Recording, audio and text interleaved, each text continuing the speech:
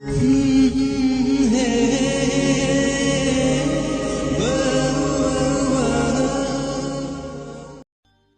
দেখাই আমি তোমাকে ভালোবেসে ফেলেছি, আমার গার্লফ্রেন্ড হবে? এক হাত সামনেই হাঁটু গেড়ে বসে থাকা সুদর্শন ছেলেটির প্রস্তাবে অবাক হল লিলি। আকস্মিক প্রশ্নে খানিকটা ভ্যাবাচাকাও খেয়ে গেল। আজকেই ওর কলেজ লাইফের প্রথম দিন ছিল। মাত্রই কলেজ গেট থেকে ঢুকে সোজা ও ক্যান্টিনে এসে দাঁড়িয়েছে।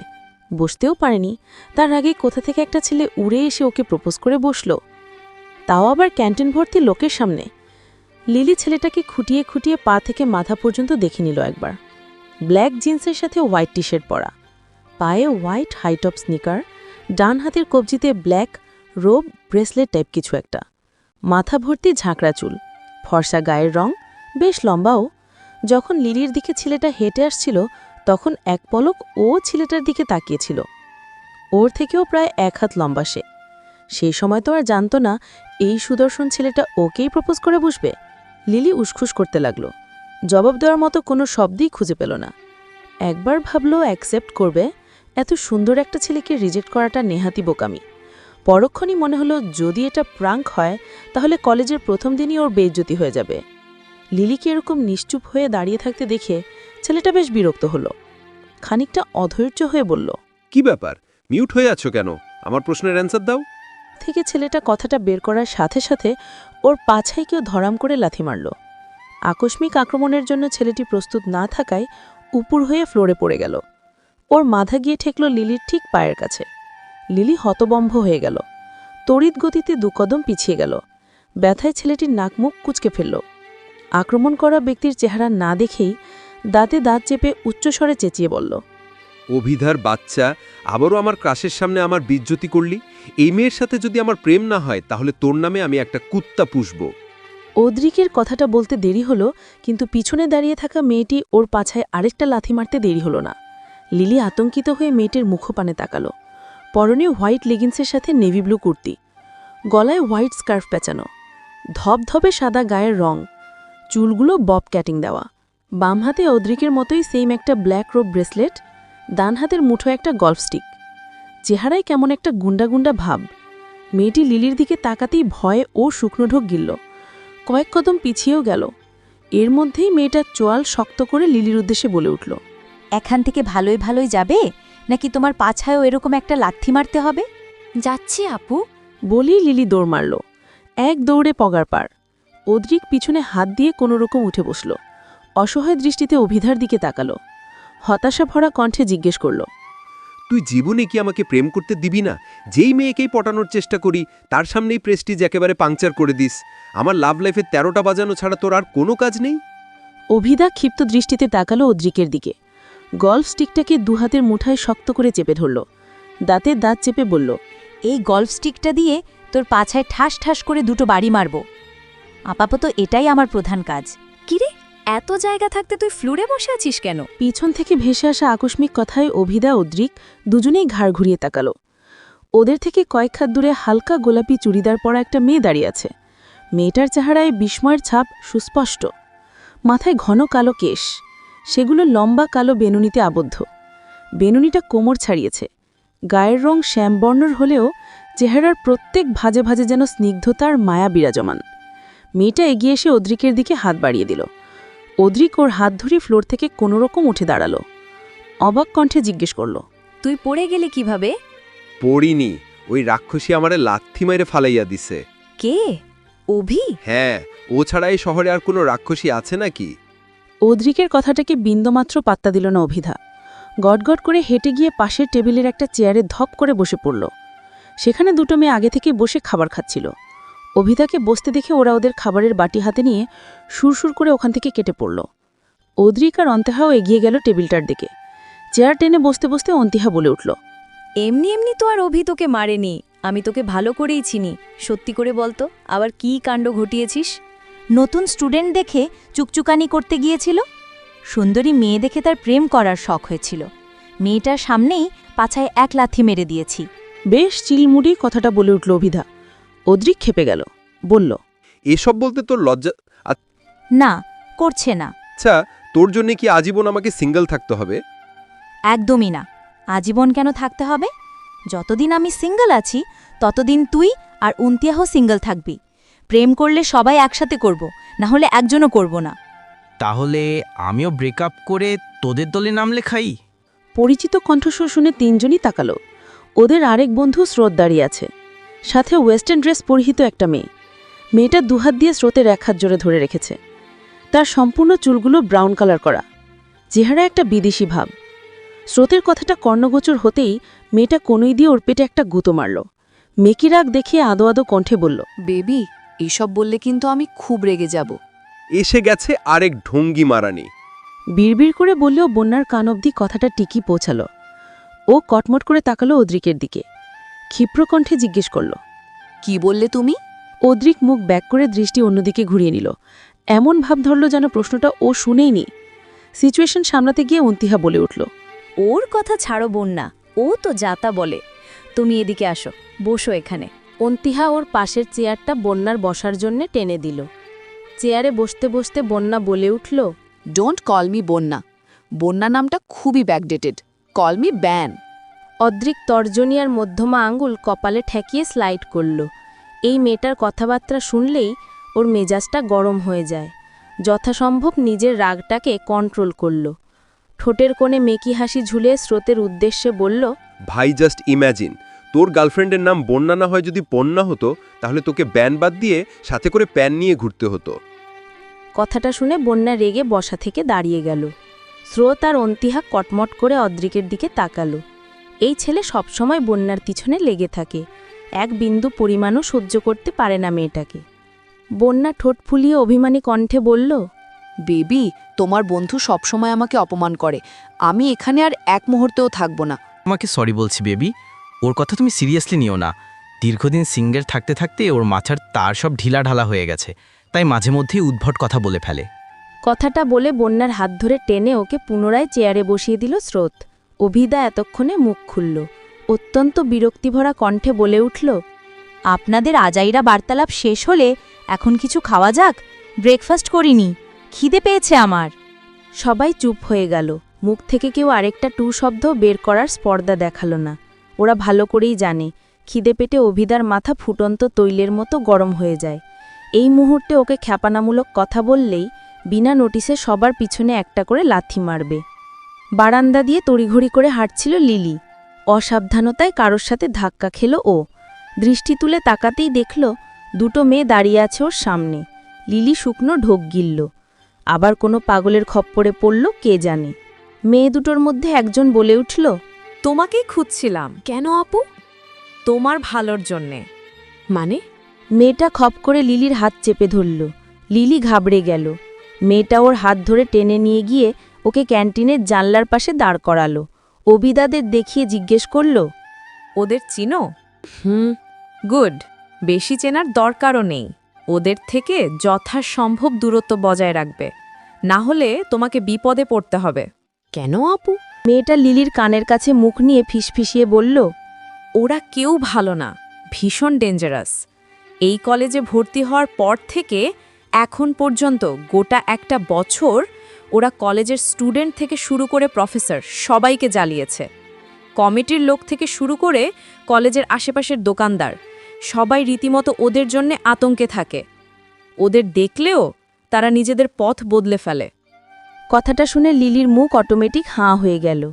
মেয়েটা অভিদাকে দেখিয়ে পুনরায় বলল, ওই মেয়েটা হচ্ছে সবচেয়ে বেশি ডেঞ্জারাস। ওকে দেখতে পুরো বখাটে ছেলেদের মতো, আর ওর কাজকর্ম বখাটে ছেলেদের থেকেও জঘন্য। আমাদের কলেজের বিপরীতে যে ভার্সিটিটা আছে, ওখানে গিয়ে ওই মেয়েটা সমস্ত ছেলেদের ইফটিজিং করে। কি? হ্যাঁ, গত 1 বছরে ও ওই ভার্সিটির 4টা ছেলের মাথা ফাটিয়েছে। এমনকি ওর সাথে যে ছেলে দুটোকে দেখছো, ওরা দুজন আর ওই মেয়ে মিলে ওখানকার পরপর 3 জন সিকিউরিটি গার্ডকে পুরো ক্যাম্পাসে দৌড় করিয়েছে। উনারা ওদের ভিতরে ঢুকতে দিচ্ছিল না, শুধুমাত্র সেই অপরাধে। ওদের জ্বালায় লোক 3 জন শেষ পর্যন্ত চাকরি ছেড়েই চলে যেতে বাধ্য হয়েছে। লিলির মাথার মধ্যে চক্কর দিয়ে উঠল। কোনো মেয়ে যে এরকম কাজ করতে পারে ও কোষ্টিকালেও শোনেনি। এটা মেয়ে না অন্য কিছু? ওর বুকের মধ্যে ধরফর করছে। বহু সাধ করে এখানে ভর্তি হয়েছিল, কিন্তু এসব শোনার পর ওর লেখাপড়া করার ইচ্ছেটাই মরে গেছে। সকাল 9:30 বাজে। ব্যস্ত পায়ে লাইব্রেরির দরজার সামনে এসে দাঁড়ালো দুর্বা। কপালে নাকের ডগায় বিন্দু বিন্দু ঘাম, দুগাল টমেটোর মতো লাল বর্ণ ধারণ করেছে। পরনে সাদামাটা একটা থ্রিপিস, কালার করা স্ট্রেট চুলগুলো ছেড়ে রাখা, চুলের লেন্থ পিঠের মাঝ অবধি। মেয়েটা লাইব্রেরির দরজা ধরে শটান হয়ে দাঁড়ালো। ঘন ঘন কয়েকবার নিঃশ্বাস নিয়ে ভিতরে উকি দিল। চতুর্দৃষ্টিতে আশেপাশে নজর বোলাতেই দৃষ্টি গিয়ে এক কোণে আটকে গেল। যাকে পুরো ক্যাম্পাসে হন্যে হয়ে খুঁজছে সে এখানে বইয়ে মুখ গুজে বসে আছে। দুর্বার ঠোঁটের হাসিটুকু প্রশস্ত হলো। তড়িঘড়ি করে ফোনটাকে নিজের চেহারার সামনে ধরল। বন্ধ স্ক্রিনে চেহারাটাকে খুঁটিয়ে খুঁটিয়ে ভালো করে একবার দেখে নিল। নাকে কপালে জমে থাকা ঘামের বিন্দুগুলো টিস্যু দিয়ে ঝটপট মুছে নিল। মুহূর্তেই ওর চেহারায় লজ্জার আভাস দেখা দিল। গুটি গুটি পায়ে এগিয়ে গেল কাঙ্ক্ষিত ব্যক্তিটির উদ্দেশ্যে। সামনে কারো উপস্থিতি টের পেয়েও ব্যক্তিটির মধ্যে কোনো রকম ভাবান্তর হলো না। সে কৌতূহলবশত একবার তাকালো অবধি না, আগের মতোই মনোযোগী হয়ে পড়তে লাগল। যাকে বলে শব্দহীন পড়া। গলা দিয়ে কোনো আওয়াজ বের হচ্ছে না, শুধু ঠোঁটযুগল নড়ছে। সেই ঠোঁটযুগলের দিকে তাকিয়ে যেন নিজেকে হারিয়ে ফেলল দুর্বা। উজ্জ্বল শ্যামবর্ণের এই যুবকটিকে সৃষ্টিকর্তা যেন অনেক সময় নিয়ে খুব যত্ন করে বানিয়েছেন, তাই তো তার সব কিছুই এত মনোমুগ্ধকর। তার গাঢ় গোলাপি ঠোঁট, গভীর চোখ, ঘন পাপড়ি যুগল, কপালে এলোমেলো হয়ে থাকা সিল্কি চুল, সব কিছুই যেন তার প্রতি যে কোনো মেয়েকে আকৃষ্ট করতে যথেষ্ট। শুকনো ঢোক গিলল দুর্বা। নিজের কল্পনার জগৎ থেকে বের হয়ে গলা খ্যাখারি দিল। শীতল কণ্ঠে অনুরোধের স্বরে জিজ্ঞেস করল, বুঝতে পারি? তার বলা এই একটা শব্দই দুর্বার হৃৎপিণ্ডের ধুকপোকানি বাড়িয়ে দিল। কেমন গভীর নেশাল কণ্ঠস্বর, কর্ণগোচর হতেই যেন ওর শরীর কাটা দিয়ে উঠল। খানিক শব্দ করে চেয়ার টেনে বসল দুর্বা। এতক্ষণে ব্যক্তিটি চোখ তুলে তাকালো। ওর দিকে পূর্ণ দৃষ্টি নিক্ষেপ করে জিজ্ঞেস করল, কিছু বলবে? শুকনো কেশে গলাটা পরিষ্কার করে নিল। বলল, ওরা সবাই বাস্কেটবল খেলছে, তুমি কেন ওদের সাথে অংশগ্রহণ করলে না? ইচ্ছে করছে না, আর একটা অহেতুক সময়ও নেই আমার কাছে। আবরানের এমন সোজাসাপটা জবাবে মনক্ষুণ্ণ হল দুর্বার।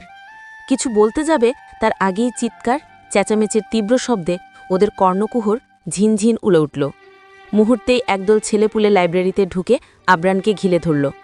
উচ্ছ্বাস প্রকাশ করে সবাই উচ্চস্বরে একজোটে বলে উঠল, ব্রো, জিতে গিয়েছি আমরা। আবরানের মধ্যে কোনো রকম উচ্ছ্বাস বা উত্তেজনা কিছুই দেখা গেল না। উল্টে ওর কপালে বিরক্তির ভাঁজ পড়ল। বিরক্তি মনোভাব নিয়ে যথেষ্ট গুরুগম্ভীর কণ্ঠে বলল, good, congratulations, now grip lost from here. কথাটা বলে পুনরায় বয়ে মুখ গুজল আবরান। সবাই হতাশ হল। ওদের সমস্ত আনন্দে যেন এক থাবা কাদা ছুঁড়ে মারল ছেলেটা। লাইব্রেরির দরজা দিয়ে ভিতরে ঢুকতে ঢুকতে কেউ একজন আচমকা বল ছুঁড়ল আবরানের দিকে। বলটা বিদ্যুতের গতিতে এসে ওর মুখেই লাগতেই যাচ্ছিল। তার আগেই ও অতি কৌশলে ওটাকে এক হাত দিয়ে ধরে ফেলল। দৃষ্টি তুলে সামনে তাকানোর প্রয়োজনটুকুও হল না ওর। ক্ষিপ্র মেজাজে আগন্তুক বলে উঠল, মিস্টার আবরান ঋদ্ধ শেহনওয়াজ, এই মুহূর্তে তুই বসা থেকে দাঁড়িয়ে আমাদের যদি সরি না বলেছিস, তাহলে তোর মাথা কেটে এখনই আমরা বাস্কেটবল বানাবো। আবরান বিরক্তির দৃষ্টিতে আগন্তুকের দিকে তাকালো। হাতে থাকা বলটা পুনরায় তার দিকে ছুঁড়ে মারল। আগন্তুক দক্ষ হাতে বলটাকে ধরে ফেলল। আবরানের দিকে তীর্যক দৃষ্টিতে তাকালো। তিরিক্ষি মেজাজে বলল, এতে তো তোর জন্য আমরা হারতে বসেছিলাম, আর এখন তুই ক্ষমা নাচে উল্টে ভাব ধরে বসে আছিস। যেই কাজ করেছিস তাতে আমাদের উচিত তোকে এই যুগের মীর জাফর ঘোষণা করা, কিন্তু তোর মধ্যে তো অনুতাপের লেশমাত্র নেই।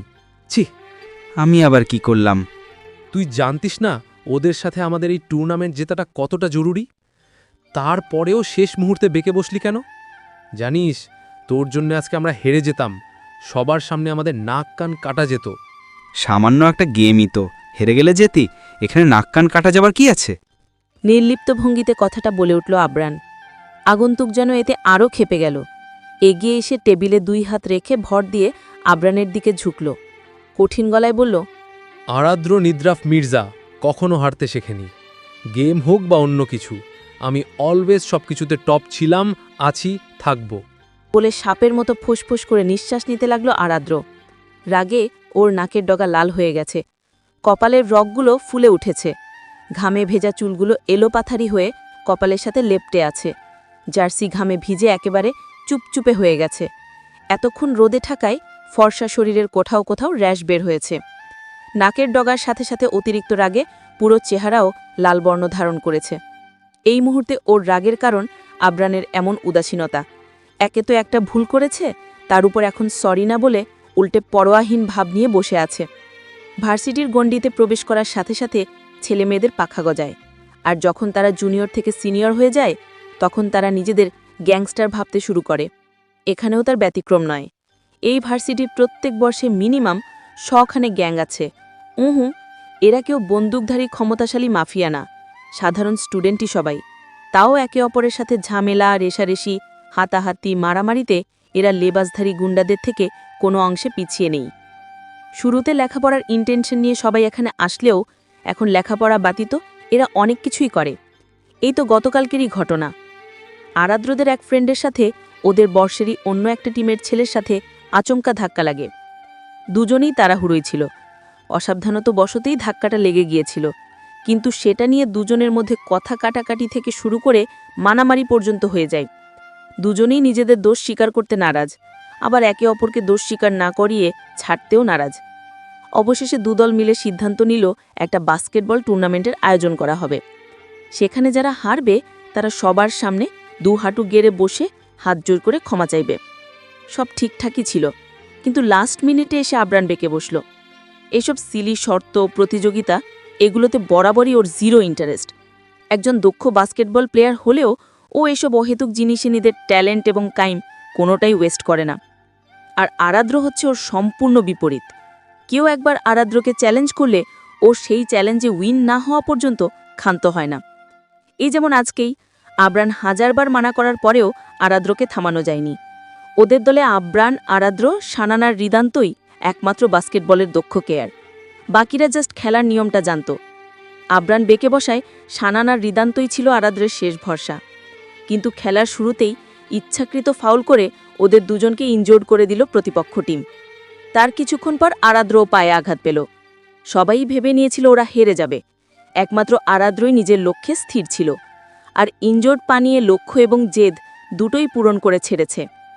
উইন শব্দটার উপরে আরাদ্র মারাত্মক রকমের অবসেসড। পরাজয় শিকারের থেকে মরে যাওয়াটা ওর কাছে বেশি সম্মানের। সবাই ওর এই ব্যাড হ্যাবিটটার ব্যাপারে জানে। তাই তো আজকে বাজেভাবে আঘাত পাওয়ার পরেও শাসানার হৃদান্ত শেষ অবধি ওর সাথে ছিল। একটু সময়ের জন্যেও ওরা ওকে একা ছাড়েনি। সিচুয়েশন হাতের বাইরে চলে যাওয়া দেখে সানান খুঁড়িয়ে খুঁড়িয়ে আরাদ্রের দিকে এগিয়ে আসলো। হাতের বোতলের ঢাকনা খুলে আরাদ্রের মাথায় অল্প একটু পানি ঢেলে দিল। আবরান বিরক্ত হল। বইটা হাতে নিয়ে বসা থেকে দাঁড়িয়ে অন্য আরেকটা টেবিলে গিয়ে বসে পড়ল। আরাদ্র কটমট করে সানানের দিকে তাকালো। সানান বোতলের ঢাকনা আটকাতে আটকাতে শান্ত গলায় বলল, গুচ্ছা থুক দে ভাই, বেশি রাগ শরীরের জন্য ভালো না।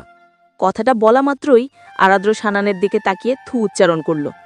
থুথু না পড়লেও আতঙ্কে সানান চোখ খিচে বন্ধ করে নিল। অস্ফুট স্বরে বলল, শালা ইতর। আরাদ্র গটগট করে এগিয়ে গিয়ে আবরানের পাশের চেয়ারটা দখল করে নিল। কিছু না বলে রাগে ফোঁস করে দম নিতে লাগল। ওদের দুজনের প্রায়শই মতের অমিল হয়, কথা কাটাকাটিও হয়, তবে সেটা বেশিক্ষণ স্থায়ী হয় না। ক্ষণিকের ঝামেলা ক্ষণিকেই সলভ হয়ে যায়। দুজনের মধ্যে বেশ অনেকক্ষণ নীরবতা বিরাজ করল। নীরবতা ভেঙে আবরান বলে উঠল, এভাবে ফোঁস করিস না। কেন? নাগ বংশের লোকেরা শুনলে তোকে তাদের বংশধর ভেবে তুলে নিয়ে যাবে। আরাদ্র কটমট করে তাকালো। ওখানে উপস্থিত সবাই উচ্চস্বরে হেসে উঠল। আরাদ্র কেবিলের নিচ থেকে ধারাম করে আবরানের পায়ে একটা লাথি মারল, কিন্তু ঝোঁকের বসে ইনজোর্ড পাটা দিয়ে কাজটা করায় ব্যথায় নিজেই নাকমুখ কুচকে ফেলল। আবরান পিঞ্চ করে বলল, গুণীজনদের সাথে বেয়াদবি করলে এমনটাই হয়, এটা তোর কর্মফল। হাতি কাদায় পড়লে চামচিকাও লাথি মারে। শালা একবার আমায় সুস্থ হতে দে, তারপর সব কিছুর হিসাব যদি আমি তোর থেকে কড়ায় গণ্ডায় বুঝে না নিয়েছি, তাহলে আমার নামও আরাদ্র নিদ্রাফ মির্জা না। ব্যথাতুর কণ্ঠের দাঁতে দাঁত পিষে কথাটা বলে উঠল আরাদ্র। সানান হেসে দিল। হাসতে হাসতে হঠাৎ ওর চোখ গেল দুর্বার দিকে। মেয়েটা একপাশে শান্ত ভঙ্গিতে দাঁড়িয়ে আছে, স্থির দৃষ্টি আবরানের দিকেই নিবদ্ধ। সানানের হাসি হাসি চেহারায় হঠাৎই একরাশ বিরক্তি নেমে আসলো। খানিকটা ধমকের স্বরে ও দুর্বার উদ্দেশ্যে বলে উঠল, এই মেয়ে, তুমি এখানে কি করছো? সানানের প্রশ্নে দুর্বাও বিরক্ত হল। শক্ত গলায় জবাব দিল, আবরানের কাছে এসেছিলাম, জরুরি কথা ছিল। আবরান, একজন সিনিয়রকে নাম ধরে ডাকছো? তোমার সাহস তো কম না? আপনি বোধহয় ভুলে যাচ্ছেন, ভার্সিটির সিনিয়র ছাড়াও আবরানের সাথে আমার আরেকটা সম্পর্ক আছে। টু হেল উইথ ইয়োর সম্পর্ক। এটা ভার্সিটি, তোমার বাড়ি না। এখানে সিনিয়রদের নামের পাশে ভাই বসিয়ে সম্বোধন করতে হয়। ভবিষ্যতে যদি নাম ধরে ডাকার ভুল দ্বিতীয়বার করেছো, তাহলে সেদিন এখানে তোমার শেষ দিন হবে। দুর্বাও অগ্নিদৃষ্টিতে সানানের দিকে তাকালো। রাগে ওর সারা শরীর কাঁপতে লাগলো। এই ছেলেটার সাথে ওর কোনো শত্রুতা নেই, ভালো করে চেনেও না ওকে। তাও যেন কেন সানান ওকে দুচোখে দেখতে পারে না, ওকে অপমান করার একটা চান্সও মিস করে না। দুর্বার রাগকে বিন্দুমাত্রও পাত্তা না দিয়ে সানান পুনরায় বলে উঠল, আরেকটা কথা, ক্যাম্পাসে আসলেই ছুটে ছুটে সিনিয়রদের কাছে আসা, সিনিয়রদের আশেপাশে ঘুরঘুর করা, এই অভ্যাসগুলো পাল্টাও, না হলে বিপদে পড়তে খুব বেশি সময় লাগবে না। অপমানে দুর্বার চোখের কোণে পানি চিকচিক করছে, বুক ফেটে কান্না আসছে। ও দৃষ্টি তুলে এক পলক আরাদ্র আর আবরানের দিকে তাকালো। দুজন ওর হয়ে কিছু বলবে সেই আশায়। তবে ওরা মুখ থেকে টু শব্দ অবধি বের করল না। অন্যদিকে দৃষ্টি ঘুরিয়ে নিজেদের মতো বসে রইল। ওখানে আর এক সেকেন্ডও দাঁড়িয়ে থাকার শক্তি দুর্বার হলো না। ও চোখের পানিটাকে আড়াল করে ছুটে ওখান থেকে চলে গেল। সন্ধ্যা 6টা বাজে। হাইওয়ে দিয়ে এরোপ্লেনের গতিতে ছুটে চলছে অভিদার সাইকেল। পিছনেই অদ্রিক বসা। ও নিজের দুহাত দিয়ে অভিদার কুর্তির পিছনের অংশ খামচে ধরে বসে আছে। ইতোমধ্যেই ওর নাজেহাল অবস্থা। মেয়েটা যে স্পিডে সাইকেল চালাচ্ছে, তাতে যে কোনো সময় এখান থেকে ওর উড়ে যাওয়ার সম্ভাবনা আছে। ভাই, তোর কাছে লিফট চেয়েছি, তার মানে এই না যে তুই আমাকে উপরে যাওয়ার টিকিট কেটে দিবি। দেখ, এখনো আমার বিয়ে শাদী কিছু হয়নি, একটা প্রেম পর্যন্ত করতে পারিনি। এই মুহূর্তে মরে গেলে আমার আত্মা অতৃপ্ত অবস্থায় তোর বাড়ির আশেপাশে ঘুরঘুর করবে কিন্তু। অভিদা বিরক্ত হল। সারাক্ষণ প্রেম ভালোবাসা ছাড়া তোর মাথায় আর কিছু ঢোকে না? না, আমার লাইফের ফার্স্ট প্রায়োরিটি সুন্দরী একটা মেয়ের সাথে প্রেম করা। এই জন্যই তোর কপালে আজ অবধি কোনো মেয়ে জোটেনি, আর জুটবেও না কখনো। তুই শালা সিঙ্গেলই মরবি। কথাটা বলামাত্র অদ্রিক অভিদার পিঠের উপরে ধরাম করে একটা কিল বসিয়ে দিল। তোর এই পোড়া মুখটার উপরে চৈত্র মাসের টাটকা একটা ঠাডা পড়ুক। কথার মধ্যেই গন্তব্যে এসে পৌঁছে গেল ওরা। আচমকা ব্রেক করতেই সাইকেল নিয়ে ধরাম করে নিচে পড়ে গেল দুজন। ব্যথায় অদ্রিক নাকমুখ কুঁচকে ফেলল। কোমরটা ভেঙে গেল রে। কোন কুক্ষণে গিয়ে আমি এই খাচ্চুন্নিটার কাছে লিফট চেয়েছিলাম। অদ্রিক কোমর চেপে ধরে ঠাঁয়ে বসে রইল, কিন্তু অভিদা ঝটপট উঠে দাঁড়াল। হাতে পায়ে ব্যথা পেলেও ব্যথাটাকে প্রশ্রয় দিল না। এই ব্যথার থেকেও বড় আতঙ্ক ভিতরে ওর জন্য অপেক্ষা করছে। অভিদা সাইকেলটাকে এক সাইডে পার্ক করল। অদ্রিকের হাঁ হুতাশটি কোনোরকম তোয়াক্কা না করে এক দৌড়ে সামনে থাকা রেস্টুরেন্টের ভিতরে চলে গেল। অদ্রিকও ধীরে ধীরে উঠে দাঁড়াল। খুঁড়িয়ে খুঁড়িয়ে রেস্টুরেন্টের দিকে এগিয়ে যেতে লাগল। জীবনে অনেক ধরনের হারামি দেখেছি, কিন্তু এর মতো হাড়ে বজ্জাত হারামি একটাও দেখিনি। রেস্টুরেন্টের ভিতরে পা রাখতেই ব্লু রঙের স্যুট পরা একটা লোক এসে অভিদার সামনে শটান হয়ে দাঁড়াল। অভিদা তার দিকে তাকিয়ে মেকি হাসল। লোকটার বয়স প্রায় 51-52 বছর হবে। টাক মাথা, মোটা ভুঁড়ি আর সাথে জল্লাদের মতো তীক্ষ্ণ চাহনি, সব মিলিয়ে ওনাকে হরার মুভির ভূতের থেকে কম ভয়ঙ্কর লাগছে না। অভিদার বিশ্বাস এই লোককে অ্যাংরি লুকে কোনো বাচ্চারা দেখলে নির্ঘাত হার্ট ফেল করবে। এসে গেছেন ম্যাম, কি খাবেন বলুন, চা না কফি? অভিদা জোরপূর্বক হাসল। সরি বস, আজকে একটু দেরি হয়ে গেছে। আসলে হয়েছিল কি? একদম অজুহাত দেবে না। রোজ তুমি দেরি করে আসো আর রোজ একটা করে অজুহাত দাও। তোমার কি মনে হয় আমি আহমক? তোমার এসব ভাওতাবাজি আমি বুঝি না। অভিদা হাতের আঙুলগুলো মুষ্টিবদ্ধ করে নিল। রাগে ওর পুরো শরীর জ্বলে গেল। ইচ্ছে করল এক ঘুষিতে সামনে দাঁড়িয়ে থাকা খাড়ুচ লোকটার নাক ফাটিয়ে দিতে, কিন্তু এরকমটা তো করা যাবে না। ও কোনো রকম নিজের রাগটাকে সংযত করে নিল। এই লোকটা এই রেস্টুরেন্টের ম্যানেজার, এনাকে মারলে নির্ঘাত ওর এই চাকরিটাও চলে যাবে, আর সাথে ফ্রিতে অনেকের খোঁচা মারা অপমানজনক কথাও ওকে শুনতে হবে। অভিদার ভাবনার মধ্যেই লোকটা পুনরায় বলে উঠল, তা তোমার সাথে সে মানিকজোর কই? এখনো এসে পৌঁছাতে পারেনি? তাকে আনার জন্য কি স্পেশাল চপার পাঠাতে হবে? নো বস, ইটস ওকে, এত কষ্ট করার দরকার নেই, আমি নিজেই এসে গেছি। কথাটা বলে খুঁড়িয়ে খুঁড়িয়ে দরজা দিয়ে ভিতরে ঢুকল অদ্রিক। ম্যানেজার কটমট করে অদ্রিকের দিকে তাকালো। আহমক কোথাকার? মাই প্লেজার বস। বলেই অদ্রিক কিউট করে হাসল। এই মাসে আর একদিন তোমরা দেরি করে আসলে তোমাদের দুজনেরই অর্ধেক করে স্যালারি কেটে নেব। আর হ্যাঁ, পুরো রেস্টুরেন্ট বুকিং দেওয়া হয়েছে, স্পেশাল কিছু গেস্টরা আসবে, তাদের সামনে ভুলেও কোনো রকম গড়বড় করবে না দুজন, বুঝতে পেরেছ? কথাটা বলে কোনো রকম প্রত্যুত্তরের অপেক্ষা করল না লোকটা। ওদের দিকে এক পলক ক্রুদ্ধ দৃষ্টি নিক্ষেপ করে ওখান থেকে গটগট করে হেঁটে কিচেনের দিকে চলে গেল। অভিদা অদ্রিক খাপ ছেড়ে বাঁচল। আশেপাশে তাকাতেই দেখল পুরো রেস্টুরেন্ট খালি, কোনো কাস্টমার নেই, শুধু স্টাফরা জিনিসপত্র গোছগাছ করতে ব্যস্ত। এরা সবাই যথেষ্ট পাংচুয়েল, অলওয়েজ সময় মেইনটেইন করে কাজে আসে, কিন্তু অভিদা অদ্রিক সম্পূর্ণ ওদের বিপরীত।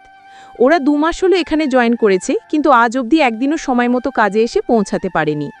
এখানে টোটাল 12 জন স্টাফ, 6 জন 6 জন করে 2 শিফটে ভাগ করা আছে। ডে শিফট সকাল 10টা থেকে বিকাল 5টা পর্যন্ত, নাইট শিফট বিকাল 5টা থেকে রাত 12টা পর্যন্ত। অভিদা অদ্রিকের ওয়ার্কিং টাইম 5টায় শুরু হলেও ওরা সন্ধে 6টা 7টার আগে একদিনও এখানে এসে পৌঁছাতে পারে না। ফলস্বরূপ রোজ ওদেরকে ম্যানেজারের ঝাড়ি খেতে হয়। রাত 8টা বাজে। হট স্পাইসেস রেস্টুরেন্টের সামনে কয়েকটা বাইক এসে থামল। ভিতর থেকে 2 জন স্টাফ বেরোয় আসলো তাদের ওয়েলকাম করার জন্যে। আবরাম হেলমেট খুলে আশেপাশে তাকাতেই অবাক হলো। এতক্ষণ আরাদ্রের পিছু পিছু বাইক চালিয়েছে ও। আরাদ্রে বলেছিল স্পেশাল একটা জায়গায় ট্রিট দিতে নিয়ে যাবে, কিন্তু এক্স্যাক্ট লোকেশন জানায়নি। ওর বাইককে ফলো করতে বলেছিল। যদি জানতো আরাদ্রে ওদের এখানে নিয়ে আসবে, তাহলে আবরান এখানে কখনোই ওকে আসতে দিত না, শুরুতেই আটকে দিত। আবরানের মেজাজ খারাপ হয়ে গেল। আরাদ্রের দিকে তাকিয়ে ও খানিকটা বিরক্তিভরা কণ্ঠে জিজ্ঞেস করল, আমরা এখানে কেন এসেছি? ভোজন করতে। বেশ চিলমোডে কথাটা বলে বাইক থেকে নামল আরাদ্রে। বাকিরাও একে একে ওর সাথে নেমে পড়ল। শুধু আবরান আর সানানি ঠায় বসে রইল। এত জায়গা থাকতে তোকে এখানেই কেন আসতে হলো? শুনেছি এখানের খাবার নাকি মারাত্মক টেস্টি, সাথে এখানে স্টাফরাও নাকি বেশ স্কিল্ড এবং ক্যাপেবল, তাই আজকে খাবারের সাথে সাথে তাদের ক্যাপেবিলিটি টেস্ট করতে আসলাম। আবরানের বুঝতে আর রইল না আরাদ্রে এখানে কি করতে এসেছে। আমি যাব না, তোরা যা। ঠিক আছে, আসিস না, কিন্তু তুই না আসলে আমি যা করতে এসেছি সেইটা আটকে থাকবে এমনটাও ভাবিস না। কথাটা বলে আরাদ্রে ভিতরে যাওয়ার উদ্দেশ্যে হাঁটা দিল। আবরান বাইক স্টার্ট দিল। আরাদ্রে ঠোঁট ব্যাকিয়ে হাসল। বাইক স্টার্ট দিক আর যাই করুক, আবরান যে এখান থেকে কোথাও যাবে না সেটা ওর ভালো করেই জানা। আরাদ্রে সামনের দিকে এগিয়ে যেতে যেতে কাউন্টডাউন করতে লাগল। 5 পর্যন্ত গুনতেই আবরান বিরক্ত হয়ে হেলমেটটা খুলে বাইকের উপরে ধরাম করে রাখল। সানানকে বাইকটা পার্ক করতে বলে আরাদ্রের পিছু পিছু হাঁটা দিল। এই ছেলের ওর বিশ্বাস নেই, এখানে যখন এসেছে তখন নির্ঘাত একটা অঘটন ঘটিয়েই ছাড়বে। অভিদা ওয়েলকাম ড্রিঙ্কস নিয়ে কিচেন থেকে বেরিয়ে আসলো। ট্রে হাতে গেস্টদের বসা টেবিলের দিকে যাওয়ার জন্য উদ্যত হলো। কয়েক কদম এগিয়ে যেতেই ওর পা জোড়া থমকে গেল। অভিদা তীক্ষ্ণ দৃষ্টিতে সামনের টেবিলে বসে থাকা আরাদ্রের দিকে তাকালো। আরাদ্র ঠোঁটের কোণে শয়তানি হাসি, ওর দৃষ্টিও অভিদার দিকেই নিবদ্ধ। অভিদার রাগ উঠে গেল, রাগে সারা শরীরে আগুন জ্বলতে লাগলো। ওকে এভাবে দাঁড়িয়ে থাকতে দেখে ম্যানেজার এগিয়ে আসলেন। দাঁড়িয়ে আছো কেন? ড্রিঙ্কসটা সার্ভ করো। ইচ্ছা না থাকা সত্ত্বেও অভিদা এগিয়ে গেল। একে একে সবাইকে ড্রিঙ্কস সার্ভ করল। আরাদ্র গ্লাসটা ওর সামনে বেশ শব্দ করেই রাখল। খেতে এসেছেন ভালো কথা, খাওয়া দাওয়া করে চুপচাপ এখান থেকে কেটে পড়বেন। আগের বারের মতো এবারও যদি কোনো রকম প্রবলেম ক্রিয়েট করার চেষ্টা করেন, তাহলে আমি মেরে আপনার চেহারার স্ট্রাকচার পাল্টে ফেলব। একজন স্টাফ হয়ে কাস্টমারকে হুমকি দিচ্ছেন? গ্রেট, এরকম আতিথেয়তার সাথে প্রথম পরিচিত হলাম। কথাটা বলে আরাদ্র ম্যানেজারের দিকে তাকালো। মিস্টার ম্যানেজার, আপনারা বোধহয় এভাবেই স্টাফদের ট্রেন করেন। এখানে স্টাফদের ব্যাপারে বেশ প্রশংসা শুনেছিলাম, আজকে সামনাসামনি দেখেও নিলাম। অ্যান্ড সরি টু সে, আপনার স্টাফদের মধ্যে বিন্দুমাত্রাও ভদ্রতা নেই। আবরান ক্রুদ্ধ দৃষ্টিতে তাকালো আরাদ্রের দিকে। সানানেরও মেজাজ খারাপ হয়ে গেল। ওরা যা ভেবেছিল ঠিক তাই। আরাদ্র এখানে এসেও বরাবরের মতো নিজের চিপ ট্রিক্স শুরু করে দিয়েছে। ম্যানেজার দ্রুত এগিয়ে আসলেন। একজনের ভিত্তিতে সবাইকে জাজ করবেন না স্যার, ও নতুন জয়েন করেছে, তাই এখনও এখানে নিয়মকানুন ঠিকমতো জানে না। ধীরে ধীরে সব শিখে যাবে। ধীরে ধীরে সব শিখবে কি শিখবে না, that's not of my headache. আপনি ওনাকে আগে বলুন হাত জোড় করে আমাকে সরি বলতে। শিওর স্যার, অভিদা স্যারকে সরি বলো। ম্যানেজারের কথায় অভিদা ক্রুদ্ধ দৃষ্টিতে তাকালো ওনার দিকে। ম্যানেজার ভেবাচাকা খেয়ে গেলেন। ওকে এতটা রেগে যেতে এর আগে উনি কখনো দেখেননি। অভিদা তীক্ষ্ণ দৃষ্টিতে এবার আরাদ্রের দিকে তাকালো। চোয়াল শক্ত করে ছোট্ট করে বলল, সরি। কথাটা বলে অভিদা আর 1 সেকেন্ডও ওখানে দাঁড়ালো না, গটগট করে হেঁটে কিচেনে চলে গেল। ম্যানেজার বিরক্ত হলেন। অভিদার হয়ে উনি নিজেই কয়েকবার ক্ষমা চাইলেন আরাদ্রের কাছে, কিন্তু আরাদ্র ওনার একটা কথাও কর্ণগোচর করল না। ক্ষিপ্র দৃষ্টিতে ও অভিদা যাওয়ার দিকে তাকিয়ে রইল। কিচেনের এক কোণে কিচেন কাউন্টার টপের সাথে হেলান দিয়ে দাঁড়িয়ে আছে অদ্রিক, দৃষ্টি হাতে থাকা ফোনের দিকে নিবদ্ধ। অন্যদিন হলে গেস্ট অ্যাটেন্ডার খাবার সার্ভ করতে করতে পায়ে কোমরে ঝিম ধরে যেত, কিন্তু আজকে যেহেতু একদল বুকিং দিয়েছে তাই কাজের চাপ অন্য দিনের তুলনায় একেবারে কম। অভিদা কিচেনে ঢুকে হাতে থাকা ট্রেটা শব্দ করে কাউন্টার টপে রাখল। অদ্রিক লাফিয়ে উঠল। আস্তে কাজ করতে পারিস না? আরেকটু হলেই তো আমি হার্ট ফেল করতাম। অদ্রিকের কথার প্রত্যুত্তরে অভিদা কিছুই বলল না। কাউন্টার টপের উপরে 2 হাত রেখে রাগে ফুঁসতে লাগল। অদ্রিক ভ্রু কুচকে অভিদার দিকে তাকালো। তোর আবার কি হলো? বাইরে গেস্ট এসেছে কারা জানিস? না তো, কারা এসেছে? আরাদ্র নিদ্রাপ মির্জা আর তার বন্ধুরা। কে? ভ্যাবা জায়গা খেয়ে গেল অদ্রিক। এডি কিভাবে জানলো তুই এখানে জব করিস? এবারে তো ওর ঠিকানা জানার কথা না। কুত্তার বংশধর তো শুঁকে শুঁকে ঠিক জেনে নিয়েছে। অদ্রিক হেসে দিল। নিজের বংশকে এভাবে গালিগালাজ করিস না, পাপ লাগবে। অভিদা অগ্নিদৃষ্টিতে অদ্রিকের দিকে তাকালো। সিরিয়াস সময় এই ছেলেটা সবসময় ফাজলামি করে। অদ্রিক ঠোঁট চেপে নিজের হাসিটাকে কন্ট্রোল করল। ওদের সাথে দা ভাইও এসেছে? না আসার কি আছে, একে অপরকে ছাড়া ওরা কোথাও যায় নাকি? বান্দর বাহিনীর মতো সারাক্ষণ দল বেঁধে চলাফেরা করে। তাহলে চিল থাক, দা ভাই থাকতে এডি কিছুই করবে না। চুপ থাকতো, তোর দাভাই ওই এক গোয়ালেরই গরু, কখন দেখা যাবে পাল্টি খেয়ে ঠিকই বন্ধুর দলে চলে যাচ্ছে। সারা দিন যাকে ভালোবাসি বলতে বলতে মুখে ফেনা তুলে ফেলিস, তাকেই এখন অবিশ্বাস করছিস? বাহ অভিদা মির্জা, বাহ! এই বছরের শ্রেষ্ঠ পাল্টিবাজের অ্যাওয়ার্ডটা তো তোর মুখের উপরে ছুঁড়ে মারা উচিত। অদ্রিক কথাটা বলার সাথে সাথে অভিদা ওর পায়ের উপরে একটা লাথি মারল। ব্যথায় অদ্রিক নাক মুখ কুচকে ফেলল। এর মধ্যে ম্যানেজার এসে অভিদার সমক্ষে দাঁড়ালো। যেই ভুল করেছো সেটা ক্ষমার অযোগ্য, কিন্তু গেস্টরা চাইছে তুমি তাদেরকে সার্ভ করো। আমি পারবো না বস, আপনি অন্য কাউকে বলুন। সোজাসুজিভাবেই কথাটা জানিয়ে দিল অভিদা। আমি তোমার কাছে অনুরোধ করতে আসিনি, তোমাকে শুধু একটা লাস্ট চান্স দিচ্ছি। যদি তাদেরকে ইমপ্রেস করে সুন্দর রিভিউ নিতে পারো তাহলেই তোমার চাকরি থাকবে, না হলে এই মুহূর্তে তুমি এখান থেকে বের হয়ে যাবে, কোনো স্যালারিও পাবে না। কথাটা বলে উনি যেভাবে এসেছিলেন সেভাবেই বড় বড় পা ফেলে চলে গেলেন। রাগে অভিদা কাউন্টার টপের উপরে সজোরে একটা ঘুষি মারল। নেহাতি এই মুহূর্তে টাকাটা ওর ভীষণ প্রয়োজন, কারো দায়িত্ব আছে ওর কাঁধে, না হলে এরকম চাকরিতে থুতু মেরে ও এখান থেকে চলে যেত। অভিদা আর অদ্রিক খাবারের ট্রে হাতে কিচেন থেকে বের হলো। আবরান সেদিকে একবার তাকিয়ে চোখ মুখ শক্ত করে বসে রইল। আরাদ্র মনে মনে বেশ খুশি হল, তবে সেটা প্রকাশ করল না। অভিদাকে জব্দ করার নেক্সট ধাপের প্রিপারেশন নিল। অভিদা খাবারের ট্রে নিয়ে ওদের টেবিলের কাছাকাছি যেতেই হঠাৎ আরাদ্র পা বাড়িয়ে অভিদার পায়ে ল্যাং মারল। সাথে সাথে ও ব্যালেন্স হারিয়ে পড়ে যেতে নিল। হাতে থাকা ট্রেটাও ছিটকে গিয়ে আরাদ্র গায়ের ওপরে পড়ল। সবাই অবাক হয়ে গেল। শুধু আবরানের মধ্যে কোনো রকম ভাবান্তর দেখা গেল না, যেন ও জানতো এরকম কিছুই হবে। অভিদা পড়ে যেতে নিয়েও টেবিল ধরে নিজেকে সামলে নিল। দৃষ্টি তুলে সামনে তাকাতেই দেখল আরাদ্রর পুরো শরীর খাবারে একেবারে মাখামাখি হয়ে গেছে। না চাইতেও অদ্রিকারও ফিক করে হেসে দিল। সাথে সানানরাও সবাই হো হো করে হেসে উঠল। আরাদ্র বসা থেকে দাঁড়িয়ে গেল, ক্রুদ্ধ দৃষ্টিতে অভিদার দিকে তাকালো। How dare you! ম্যানেজার ঝড়ের গতিতে ছুটে আসলেন আরাদ্রের কাছে। ওহ গড, এসব কিভাবে হলো স্যার? যত সব আনপ্রফেশনাল লোকদের দিয়ে কাজ করাচ্ছেন, বিহেভিয়ার জানে না, ম্যানার্স জানে না, ঠিকঠাক মতো সার্ভটা পর্যন্ত করতে জানে না। ইউজলেস ফেলো। শান্ত হন স্যার, কাজটা হয়তো ও বুঝে করেনি, অ্যাক্সিডেন্টলি হয়ে গেছে। Shut up! কোনো রকম এক্সকিউজ দিবেন না। আপনাদের নামে আমি হ্যারাসমেন্টের মামলা করব। এরকমটা করবেন না স্যার, এখানে তো আমাদের তো কোনো দোষ নেই, সব দোষ ওই মেয়েটার। আমি এখনই ওকে জব থেকে ফায়ার করে দিচ্ছি। ম্যানেজার কথাটা বলতেই সবার আড়ালে ঠোঁট বেঁকে হাসল আরাদ্র। Mission successful. আবরান বসা থেকে দাঁড়িয়ে 2 হাত দিয়ে সজোরে টেবিলের উপরে আঘাত করল। অভিদার আরাদ্র ব্যতীত ওখানে উপস্থিত সবাই কেঁপে উঠল। Enough is enough. অনেক কথা বলেছে সবাই, আর একটা শব্দ ওকে উচ্চারণ করলে আমার থেকে খারাপ কেউ হবে না। ম্যানেজার খানিকটা ভয় পেলেন। আরাদ্রও দমে গেল। আবরান এগিয়ে এসে অভিদার সমক্ষে দাঁড়ালো। অভিদা ওর বাম হাত দিয়ে ডান হাতটাকে চেপে ধরে রেখেছে। গরম খাবারের কিছুটা অংশ ওর হাতেও পড়েছে। হাতের স্কিনে অসম্ভব জ্বালা করছে।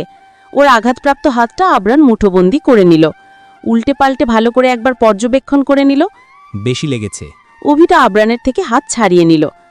একদমই না, এসব ছোটখাটো জিনিসে অবিধা মির্জার কিছুই হয় না। আবরান কটমট করে অভিদার দিকে তাকালো। এই মেয়েটার এরকম কেয়ারলেস স্বভাবটাই ওর মেজাজ খারাপ করে দেয়। ও খপ করে অভিদার বাম হাতের কবজি চেপে ধরল। চল আমার সাথে। কোথায়? জাহান্নামে।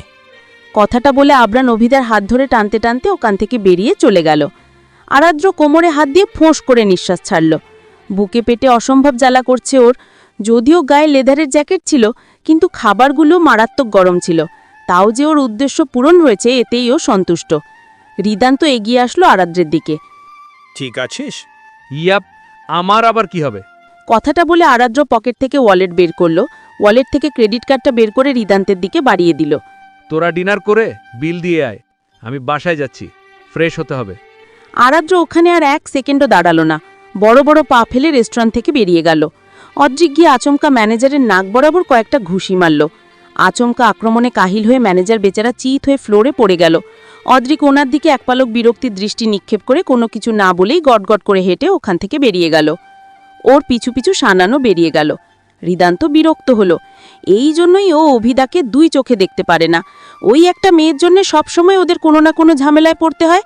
মেয়ে তো নয়, যেন চলতি ফিরতি একটা আপদের গোডাউন। ঘড়ির কাঁটা জানান দিচ্ছে রাত 10:30 বাজে। একটা চায়ের দোকানের কাঠের বেঞ্চিতে পা ঝুলিয়ে বসে আছে অবিধা। ওর সামনেই আবরান হাঁটু বিলে বসে ওর আঘাতপ্রাপ্ত হাতে আইসক্রিম চেপে ধরে রেখেছে। ওদের অপোজিটের বেঞ্চিতে সানান আর অদ্রিক বসে আছে। দুজনের চেহারায় রাগ আর বিরক্তির চিহ্ন সুস্পষ্ট। দোকানটা হাইওয়ের একদম পাশেই। কিছুক্ষণ পর পর একটা করে গাড়ি যাচ্ছে, আর তার শব্দে বিরক্তিতে কপাল কুঞ্চিত করে ফেলছে আবরান। তবে ওর লক্ষ্য স্থির, দৃষ্টি 1 সেকেন্ডের জন্যেও অভিধার হাতের দিক থেকে সরছে না। অভিধা পলকহীন দৃষ্টিতে তাকিয়ে আছে আবরানের দিকে। ও ঠোঁটের কোণে এক চিলতে মুচকি হাসি। এই মানুষটার দিকে তাকালে সহজে চোখ ফেরাতে পারে না ও। ইচ্ছে করে অনন্তকাল এভাবেই অপলক তাকিয়ে থাকতে। কাউকে দেখার মধ্যেও যে এতটা শান্তি লুকিয়ে আছে। আবরানের প্রেমে না পড়লে সেটা অভিধার জানাই হতো না। এই মানুষটা ওর জন্যে গোটা পৃথিবী। ওর হৃৎপিণ্ডের সমস্তটা জুড়ে শুধুই আবরানের বসবাস। অভিধার ভাবনার মধ্যেই আবরান গলা খেকারি দিল। দেখা শেষ হয়েছে? অভিধার ভাবনায় ছেদ পড়ল। ও মিটমিটিয়ে হাসল। তোমায় দেখার স্বাদ আমার আজীবনও মিটবে না এবি। কথাটা বলার সাথে সাথে আবরান অভিধার কান টেনে ধরল। পূর্ণ দৃষ্টি নিক্ষেপ করল ওর দিকে। কতবার বলেছি না আমার সামনে এসব ফিল্মি ডায়লগ মারবি না? ফিল্মি ডায়লগ কোথায় মারলাম? এগুলো তো আমার মনের কথা। আমি তোমাকে ভালোবাসি এবি, আর এইগুলো আমার সেই ভালোবাসার বহিঃপ্রকাশ। আবরান আরও জোরে অভিধার কান টানল। ব্যথায় নাক মুখ কুচকে ফেলল অভিধা। এইটুকু সাইজের একটা লাটিম, ভালোবাসার কি বুঝিস তুই? কান ছাড়ো, লাগছে আমার। লাগুক, তোর লাগারই দরকার, বেয়াদব একটা। কতবার বলেছি এসব আউল ফাউল টপিক নিয়ে আমার সামনে কথা বলবি না, কিন্তু না, আমার সব কথা এক কান দিয়ে ঢুকিয়ে অন্য কান দিয়ে বের করে না দিলে তো তোর পেটের ভাত হজমই হয় না। আউল ফাউল টপিকে কখন কথা বললাম? ভালোবাসা কবে থেকে আউল ফাউল টপিক হয়ে গেল? তুমি জানো ভালোবাসা হচ্ছে এই পৃথিবীর সবথেকে সুন্দর জিনিস? তোকে কি বলল? অনেক গুণীজ্ঞানী মানুষেরা বলে গেছে। তুমি নিরামিষ তো, তাই তুমি কিছু জানো না। আবরান অভিধার কান ছেড়ে সরু দৃষ্টিতে ওর দিকে তাকালো। এই কথার ফুলঝুরির সাথে কথায় পেরে ওঠা ওর কম্য নয়। অভিধা গভীর দৃষ্টিতে তাকালো আবরানের দৃষ্টিপানে। আচ্ছা এবি, বুকে হাত দিয়ে বলতে পারবে যে তুমি আমায় ভালোবাসো না? আবরানের হাতে থাকা আইসক্রিমটা গলে গেছে। অভিধার হাতের আঘাতপ্রাপ্ত অংশের জ্বালা পোড়াও খানিকটা কমে এসেছে। আইসক্রিমের অবশিষ্ট কাঠিটা আবরান ফেলে দিল। 2 হাতে আলতো করে অভিধার গাল স্পর্শ করল। আমি এটা কখন বললাম যে আমি তোকে ভালোবাসি না? তুই তো আমার ছোট্ট একটা পাখি, তোকে না ভালোবেসে আমি থাকতে পারি? অন্তিহাকে যতটা ভালোবাসি তোকেও ঠিক ততটাই ভালোবাসি। অন্তি আমার কাছে যতটা স্নেহের, তুই আমার কাছে ঠিক ততটাই স্নেহের। নাক ছিটকালো অভিধা। ঝাড়া মেরে আবরানের হাত ওর গাল থেকে সরিয়ে দিল। বসা থেকে দাঁড়িয়ে ক্ষিপ্রকঞ্চে বলল, পাপী মানব, নিজের বউকে তুমি বোনের নজরে দেখো? এক বিন্দু লজ্জা করল না তোমার এই কথা বলতে? ছি, এই অশ্লীল কথা শোনার আগে আমি মরে গেলাম না কেন? এতক্ষণ অদ্রিকার সানানের মন মেজাজ বিগড়ে থাকলেও অভিদার কথায় ওরা দুজনেই ফিক করে হেসে দিল। আবরান তীক্ষ্ণ দৃষ্টিতে অভিদার দিকে তাকালো। Drama queen. হ্যাঁ, এখন তো তোমার আমাকে ড্রামা কুইনই মনে হবে। আমার ভালোবাসার তো কোনো মূল্যই নেই তোমার কাছে। দেখে নিও, একদিন আমি তোমায় ছেড়ে অনেক দূরে চলে যাব, আর ফিরে আসব না। অভিমানী কণ্ঠে কথাটা বলে সামনের দিকে হাঁটা দিল অভিধা। ও বেঞ্চের ঠিক যে জায়গাটায় বসেছিল আবরানও নিচ থেকে উঠে ঠিক সেখানেই বসল। দূরে যাওয়ার চেষ্টা করে দেখিস একবার। পা দুটো ভেঙে যদি তোর হাতে ধরিয়ে না দিয়েছি তাহলে আমার নামও আবরান ঋদ্ধ শেহনওয়াজ না। অভিদার পা জোড়া থেমে গেল। ঘাড় ঘুরিয়ে পিছনে তাকিয়ে ও একটা ভেঙচি কাটল। পাঠার মতো ওখানে বসে আছিস কেন? দেখছিস না হাতে ব্যথা পেয়েছি, সাইকেল চালাতে পারবো না, আমাকে পৌঁছে দিয়ে আয়। অদ্রিক ঝটপট বসা থেকে উঠে দাঁড়ালো। আবরানও দাঁড়ালো। ও বাসায় যাক, আমি দিয়ে আসছি। কোনো দরকার নেই। যেদিন থেকে তুমি আমাকে বোন থেকে বউয়ের নজরে দেখা শুরু করবে সেদিন যাব আমি তোমার সাথে, তার আগে না। কথাটা বলে অভিদা বড় বড় পা ফেলে হাঁটা দিল। ওর পিছু পিছু অদ্রিগও চলে গেল। আবরান কোমরে হাত দিয়ে তপ্ত নিঃশ্বাস ছাড়ল। সানান বসা থেকে উঠে এসে আবরানের কাঁধে হাত রাখল। তুই ওকে এখনো বলছিস না কেন যে তুই অন্য কাউকে পছন্দ করিস? দেখ, অভিধা এখন আর ছোট নেই, যথেষ্ট বড় হয়েছে। এখন যদি তুই ওর অনুভূতিগুলোকে প্রশ্রয় দিস, ওকে সত্যিটা না বলিস, তাহলে তোর প্রতি ওর এক্সপেকটেশনগুলো আরও বাড়বে, আর পরে সবকিছু হাতের বাইরে চলে যাবে। আবরান ঠোঁট প্রসারিত করে হাসল। কোনো কিছুই হাতের বাইরে যাবে না। ও যেসব বলে সেগুলো নেহাতি ওর আবেগ। ভালোবাসার ভও বোঝে না ও। বুঝলে সবার সামনে এরকম অকপটে ভালোবাসার কথা বলতে পারত না, অন্তত একটু হলেও লজ্জা পেত। তুই বুঝছিস না আবরান, এই ব্যাপারটাকে তুই যতটা সহজভাবে নিচ্ছিস ততটাও সহজ না এটা। দেখ, এখানে জটিলতারও কিছু নেই। তুই আমি এই বয়সটা পার করে এসেছি। টিনেজে একটু একটু সবারই এরকম হয়। এই বয়সটা চলে গেলে দেখবি ওর সমস্ত আবেগ মোহ সব কেটে যাবে। তখন এইসব কথা ভেবে ও নিজে নিজেই লজ্জা পাবে। সানান হতাশ হল। আবরানকে এর আগেও অনেকবার ও এই ব্যাপারে বুঝিয়েছে। প্রতিবারই আবরান এগুলো অভিদার আবেগ বলে উড়িয়ে গায়। কিন্তু সানান অভিদার চোখে সুস্পষ্ট আবরানের জন্য ভালোবাসা দেখেছে মেয়েটা আবরানের ওপরে কতটা ডিপেন্ডেন্ট। যে মেয়েটা সবসময় গুন্ডি ইমেজ নিয়ে চলে, কাউকে ভয় পায় না, পরোয়াও করে না, সে আবরানের কাছে আসলেই ছোট্ট একটা বাচ্চা হয়ে যায়। অভিমান করে, আবদার করে, খিলখিলিয়ে হাসে, আবরানের সব কথা শোনে। অথচ আবরান এই সব কিছুকে আবেগ মোহ বলে উড়িয়ে দেয়। সানানের মনে মাঝে মধ্যে কৌতূহল জাগে, এই যে 3টে বছর ধরে মেয়েটা আবরানের পিছনে ঘুরঘুর করে, ডেইলি অন্তত একবার করে হলেও আবরানকে নিজের অনুভূতি জানায়, ভালোবাসি বলতে বলতে মুখে ফেনা তুলে ফেলে। এই মেয়েটার চোখের দিকে তাকিয়ে নিজের জন্য কি কখনো আবরান ভালোবাসা দেখতে পায় না? মেয়েটার প্রগাঢ় অনুভূতিগুলো উপলব্ধি করতে পারে না? আবরান, অদ্রিক, অন্তিহা, ওরা 3জন অভিদার বাবার বাল্যকালের বন্ধু ফরহান শেহনেবাজের ছেলেমেয়ে, সাথে অভিদাদের প্রতিবেশীও। ওদের 3 ভাই বোনের মধ্যে আবরান সবার বড়। অদ্রিক আর অন্তিহা সমবয়সী। আত্মীয় স্বজনের বাইরে যারা আছে তারা সবাই জানে অন্তিহা আর অদ্রিক টুইন্স। কিন্তু আসল ঘটনা হলো অন্তিহাকে একটা অনাথ আশ্রম থেকে দত্তক নেওয়া হয়েছিল। অদ্রিকের জন্মানোর পর ডাক্তার জানিয়েছিলেন কিছু সমস্যার কারণে মান্যতা শেহনেবাজ কখনো আর কনসিভ করতে পারবেন না। কিন্তু উনার বরাবরই একটা ফুটফুটে মেয়ে সন্তানের শখ ছিল। খবরটা শুনে বেশ হতাশার মধ্যে ছিলেন মান্যতা শেহনেবাজ। স্ত্রীর এই হতাশা বোধহয় ফরহান শেহনেবাজ সহ্য হয়নি, তাই কাউকে কিছু না জানিয়েই হুট করে একদিন উনি অন্তিহাকে বাড়িতে নিয়ে এসেছিলেন। অদ্রিক, অন্তিহা দুজনেই তখন 7 বছর বয়সী। ভাগ্যক্রমে দুজনকে দেখতেও প্রায় একই রকমের ছিল, উপরওয়ালাই মিলিয়ে দিয়েছিলেন বোধহয়। সেই থেকে ওনারা সবাইকে বলেছেন অদ্রিক আটা নয়, বরং ওনাদের টুইন্স বেবি হয়েছিল। অন্তিহাকে সবসময় সব জায়গায় ওনারা অদ্রিকের টুইন্স বলেই পরিচয় দিয়েছেন। হাতে গোনা অল্প কিছু মানুষ ছাড়া এই ব্যাপারটা এখনও তেমন কেউই জানে না। অন্তিহা সব জানলেও ওর এসবে কিছু আসে যায় না, কারণ ওই পরিবারের প্রত্যেকটা মানুষ ওকে অসম্ভব ভালোবাসে। ওই বাড়িতে আসার পর থেকে অন্তিহার কখনো মনে হয়নি ও বাইরের কেউ, এমনকি অদ্রিকও কখনো ওর সাথে হিংসাত্মক আচরণ করেনি। শুরুতে অন্তিহার মনে হতো ও উড়ে এসে অদ্রিকের ভালোবাসায় ভাগ বসিয়েছে, কিন্তু একটা সময় পর ও বুঝতে পেরেছে ওকে পেয়ে সবচেয়ে বেশি খুশি অদ্রিকই হয়েছে। তবে অদ্রিকার অন্যধ্যে সিবলিং কম, বন্ধুত্ব সম্পর্কটা বেশি।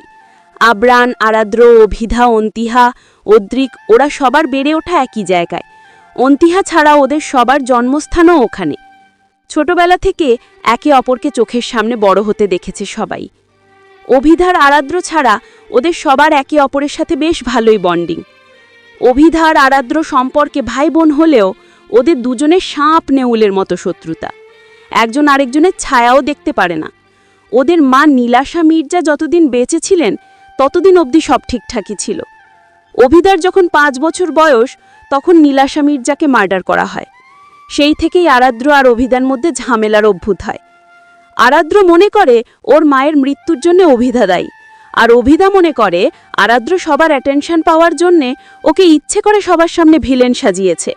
অবশ্য অভিধার শত্রুতা শুধু আরাদ্রর একার সাথেই না, ওর দাদি আর দুর্ভাবেচিত মির্জা পরিবারের কাউকেই ও সহ্য করতে পারে না, এমনকি ওর বাবাকেও না। রাত মোটামুটি 11:30 বাজে। ওয়াশরুমের মিরারের সামনে শটান হয়ে দাঁড়িয়ে আছে আরাদ্র। পরনে শুধুমাত্র একটা ট্রাউজার, গায়ে গরম খাবার পরায় ওর বুক পেট সব লাল বর্ণ ধারণ করেছে। আরাদ্র বুকের সাথে বরফ চেপে ধরে দাঁড়িয়ে আছে। আঘাতপ্রাপ্ত জায়গায় অসম্ভব জ্বালা করছে। আচমকা ওয়াশরুমের দরজায় নক পড়ল। ভাইয়া, তুই কি ভিতরে? দুর্বার কণ্ঠস্বর। আরাদ্র বরফের টুকরোটা সিঙ্কের উপরে রেখে টলমল পায়ে এগিয়ে গেল। দরজা খুলতেই দেখল দুর্বার শটান হয়ে ওয়াশরুমের সামনেই দাঁড়িয়ে আছে। আরাদ্রকে এরকম বিধ্বস্ত দেখে চমকালো ও। কি হয়েছে ভাইয়া? তোকে এরকম দেখাচ্ছে কেন? কথাটা বলতে বলতে দুর্বার চোখ গেল আরাদ্রের শরীরের দিকে। সাথে সাথে ও আতকে উঠল। আরাদ্রের বাহু ধরে ওকে বাইরে বের করল। এসব কিভাবে হলো? কোথায় গিয়েছিলি তুই? দুর্বা আরাদ্রকে ধরে বিছানায় নিয়ে বসিয়ে দিল। ছুটে গিয়ে রুমের এদিক সেদিক ফার্স্ট এইড বক্স খুঁজতে লাগল। এখানেও এসেছিল আরাদ্রের বিচার করতে। আজকে লাইব্রেরিতে সানান যখন ওকে অপমান করেছিল তখন আরাদ্র কেন সানানকে কিছু বলল না সেটার কৈফিয়ত যাইতে। কিন্তু ওকে এই অবস্থায় দেখে দুর্বা সবকিছু ভুলে গেল। ওর সমস্ত অভিমান নিমিষেই গায়েব হয়ে গেল। সম্পর্কে দুর্বা আরাদ্রের ফুপাতো বোন। আরাদ্রের বাবারা টোটাল 4 ভাই বোন, 3 ভাই 1 বোন। দুর্বার মা সবার বড়, ওনার 3 মেয়ে, বড় 2 মেয়ের বিয়ে হয়ে গেছে। আর ছোট মেয়ে দুর্বা অনার্স 2য় বর্ষের স্টুডেন্ট। মেজ হলেন আরাদ্রের চাচা আফনাদ মির্জা। ওনার 2 ছেলে মেয়ে, বড় ছেলে রিদান্ত আর ছোট মেয়ে সানায়া। সেজো হচ্ছে আরাদ্র, অভিদার বাবা ইভান মির্জা। আর সবার ছোট হচ্ছে চিয়ন মির্জা, যার বয়স 50-এর কাছাকাছি চলে যাওয়ার পরেও এখনও বিয়েশাদী করেননি। যুবক বয়সে একজনকে মারাত্মক ভালোবাসতেন। তার থেকে আঘাত পাওয়ার পর চিরজীবন সিজ্ঞান থাকার প্রতিজ্ঞা করেছেন। ওনার অবস্থাও খানিকটা অভিদার মতোই। একমাত্র ওনার মা আর অভিদা ব্যতীত মির্জা ফ্যামিলির কাউকে উনি সহ্য করতে পারেন না। ওনাকেও এই পরিবারের কেউ দুচোখে দেখতে পারে না। দীর্ঘ 25 বছর যাবৎ উনি ক্যালিফোর্নিয়া আছেন। প্রেমিকার বিয়ের কথা শুনে সেই যে ঘর ছেড়েছিলেন তারপর আর ফিরেননি। অবশ্য ফিরেননি বললে ভুল হবে, ওনাকে ফিরতে দেওয়া হয়নি। আরাদ্রের সাথে অভিদার যতটা খারাপ সম্পর্ক, দুর্বার সাথে আরাদ্রের ঠিক ততটাই ভালো বন্ডিং। দুর্বার ব্যক্তিত্ব অভিদার থেকে সম্পূর্ণ আলাদা। বেশ শান্ত আর লক্ষ্মীমন্ত স্বভাবের মেয়ে দুর্বা। পড়ালেখায়ও ভীষণ ভালো। এই বাড়ির ছোট থেকে শুরু করে বড় সবার খেয়াল রাখেও। গুরুজনদের কথা অক্ষরে অক্ষরে মান্য করে। ইন্টারমিডিয়েট শেষ করে ও আরাদ্রদের ভার্সিটিতে অ্যাডমিশন টেস্ট দিয়েছিল। ভাগ্যক্রমে চান্সও হয়ে যায় সেখানে। ওর বাবার বাড়ি গ্রামে। শুরুতে ওর বাবা মা লেখাপড়া করানোর জন্য মেয়েকে এত দূরে পাঠাতে রাজি হননি, কিন্তু দুর্বা অনেক অনুরোধ করে ওনাদের রাজি করিয়েছে। ওর এখানে আসার কারণ আবরান। শুধুমাত্র আবরানের কাছাকাছি থাকার জন্যে ও এত দূরে এসে ভর্তি হয়েছে। মামু বাড়িতে থেকে লেখাপড়া করছে। দুর্বা এই বাড়িতে আছে প্রায় 1.5 বছরেরও বেশি সময় যাবৎ, কিন্তু আজ অবধি কেউ ওর একতিল পরিমাণও দোষ ধরতে পারেনি। এই বাড়ির সকলের চোখের মনিও। রূপে গুণে সব কিছুতেই পারফেক্ট একটা মেয়ে দুর্বা। অনেক খোঁজাখুঁজির পর দুর্বা ফার্স্ট এইড বক্সটা খুঁজে পেল। ছুটে এসে আরাদ্রের পাশে পা ভাঁজ করে বসল। বার্না ওয়েনমেন্টটা বের করে আরাদ্র দিকে বাড়িয়ে দিল। এটা লাগিয়ে নে, সব ঠিক হয়ে যাবে। আরাদ্র ওয়েনমেন্টটা হাতে নিল। বসা থেকে উঠে গিয়ে মিররের সামনে সোজা হয়ে দাঁড়াল। এসব কিভাবে হলো ভাইয়া? গায়ে কিছু পড়েছিল? ওয়েনমেন্ট লাগাতে লাগাতে ছোট্ট করে জবাব দিল আরাদ্র। দুর্বা আশানুরূপ জবাব না পেয়ে হতাশ হল। ও আসলে এসব কিভাবে হলো সেই ব্যাপারে বিস্তারিত জানতে চায়, কিন্তু এই মুহূর্তে আরাদ্রকে পুনরায় প্রশ্ন করার স্পর্ধা ওর হল না। এমনিতেই আরাদ্র ভীষণ রকচটা স্বভাবের মানুষ, মেজাজ সবসময় সপ্তম আসমানে উঠে থাকে, তার উপর এখন আঘাত পেয়েছে। এই সময় কোনো রকম তেরাবেকা প্রশ্ন করলে নির্ঘাত একটা বিশাল ধমক দিয়ে বসবে। দুর্বা কোনো রকম টাটু শব্দ না করে মলিন মুখে বসে রইল। আরাদ্র বোধহয় আন্দাজ করতে পারল ওর কৌতূহলটা। ওই হাড়ে বজ্জারটার সাথে দেখা হয়েছিল আজকে, ওই করেছে এসব, ইচ্ছাকৃতভাবে গরম খাবার আমার গায়ে ঢেলে দিয়েছে। নাম উল্লেখ না করলেও দুর্বা ভালো করেই বুঝে গেল আরাদ্র কার কথা বলছে। সাধারণত অভিধার ক্ষেত্রে বজ্জাত, আহমক এই টাইপ শব্দগুলো ও উল্লেখ করে। দুর্বার সন্দিহান দৃষ্টিতে আরাদ্রের দিকে তাকালো। শুধু শুধু এসব কাজ করার মেয়ে তো অভিধা না। আগে বল, তুই ওর সাথে কি এমন করেছিস যার কারণে ও তোর সাথে এটা করতে বাধ্য হয়েছে? আরাদ্র শক্ট হয়ে দুর্বার দিকে তাকালো। তুই ওর দলে। আচ্ছা, তোদের সবার এটা কেন মনে হয় যে সবসময় আমি ওর ক্ষতি করার চেষ্টা করি? ওকে কি তোরা এতই ইনোসেন্ট মনে করিস? তোদের কি মনে হয় ও দুধে ধোয়া তুলসী পাতা, ভাজা মাছটা উল্টে খেতে জানে না? সেটা কখন বললাম? তুই আমার কথার ভুল মিনিং বের করছিস। দেখ, আমি শুধু বলতে চাইছি। ওর কথার মধ্যেই আরাদ্র ওকে থামিয়ে দিল। কিচ্ছু বলতে হবে না তোর, সব বুঝে গেছি আমি। তোরা সবাই ওই নটাঙ্কি বাস্টার দলে। দুর্বা হতাশ হল। অভিদা আরাদ্র দুজনেই একরকম। ওদের এক একজনের সামনে আরেকজনের প্রশংসা করলে রেগে দুজনেই বোম হয়ে যায়। দুর্বা বসা থেকে উঠে দাঁড়ালো। অভিদার পক্ষে নিয়ে যখন একবার কথা বলেই ফেলেছে, তখন এখানে থাকা মানেই বিপদ। কোনো কিছু না বলে দুর্বা সোজা সামনের দিকে হাঁটা লাগল। এর মধ্যে আচমকা আরাদ্রর হাতে থাকা ওয়েনমেন্টটা দুর্বার দিকে ছুঁড়ে মারল। দুর্বা ওটাকে ক্যাচ করে নিল। হকচকে আরাদ্রের দিকে তাকালো। যাচ্ছিস যখন সাথে করে এটাও নিয়ে যা। তুই বিরোধী দলের লোক, তোর দেওয়া কোনো কিছুই আমার লাগবে না। দুর্বা অসহায় দৃষ্টিতে তাকালো। এটা তো আমি সাথে করে নিয়ে আসিনি, তোর রুমেই ছিল। আমি জাস্ট খুঁজে বের করে দিয়েছি। এটার সাথে তোর কিসের শত্রুতা? বিশাল শত্রুতা। শত্রুপক্ষের লোক কোনো কিছু স্পর্শ করলে সেটাও শত্রু হয়ে যায়। সেদিক থেকে দেখা গেলে তো তোর হাতটাও শত্রু। কিছুক্ষণ আগেই আমি তোর হাত ধরেছিলাম, ওটাকেও এখন শরীর থেকে কেটে আলাদা করে আমায় দিয়ে দে। আরাদ্র কটমট করে তাকালো দুর্বার দিকে। দুর্বা থতমত খেয়ে গেল। ঝোঁকের বসে একটু বেশিই বলে ফেলেছে। Shut up and get out from my room. আগামী এক সপ্তাহ তুই আমার চোখের সামনে আসবি না। কথাটা আরাদ্র বলতে দেরি হলো, কিন্তু দুর্বার ওখান থেকে পগার পার হতে দেরি হলো না। দুর্বা যেতেই আরাদ্র মিরারের সাথে দুহাত ঠেকিয়ে সামনের দিকে খানিকটা ঝুঁকে দাঁড়ালো। সাথে সাথেই রেস্টুরেন্টে ঘটে যাওয়া ঘটনাটা আবারও ওর চোখের সামনে ভেসে উঠল। অভিদাকে যখন ও ল্যাং মেরেছিল, তখন অভিদা চাইলেই পারত হাতের জিনিসগুলো নিচে ফেলে দিতে, কিন্তু সেটা না করে ও ইচ্ছাকৃতভাবে ট্রে শুদ্ধ খাবার আরাদ্রের গায়ে ছুঁড়া মেরেছে।